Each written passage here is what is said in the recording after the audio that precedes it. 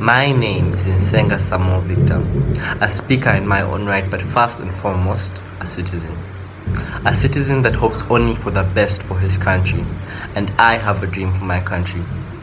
A dream for a country rooted in love and honesty, where kindness and generosity set us apart, and our principles and ethics distinguish us from the rest of the world.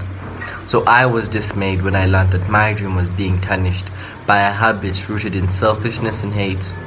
This hate that imprints itself on the citizens of this nation, rich and poor, young and old alike, regardless of standing or position, with each mouth thinking only of serving their own. We have all fallen victim to this hate that so easily entangles. This manifestation of hate goes by the names of corruption and is eating away at my dream. In the words of Karl Kraus, corruption is worse than prostitution. The latter may endanger the morals of an individual. The former invariably endangers the morals of the entire country. The pain that gripped my soul when I realized that service delivery and the basic essentials of life had become accessible only to the highest bidder. That life was no longer sacred if someone couldn't pay the second bill or make that hidden transaction.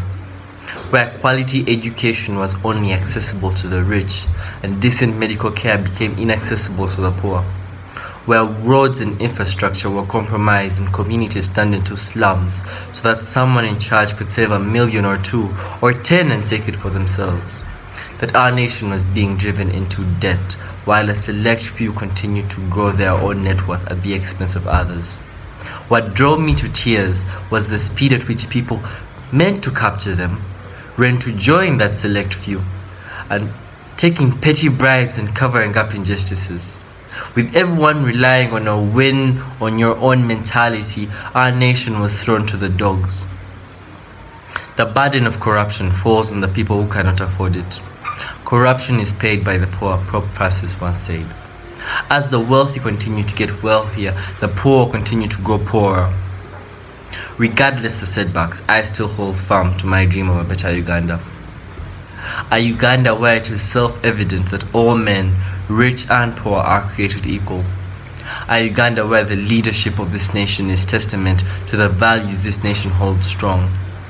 A Uganda out of debt where our cities will be recognized worldwide as centers of honest commerce.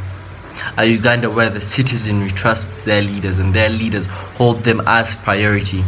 Where honesty, transparency and godly values shall be seen in the citizenry and government alike. It may not come in this generation, but there is hope for the generations to come. The youth who comprise the biggest percentage of this country are the greatest chance of my dream coming to pass. For the nation we want to live in, the yoke falls on us and our age should not hold us back. It is high time we as the youth took the reins on our nation.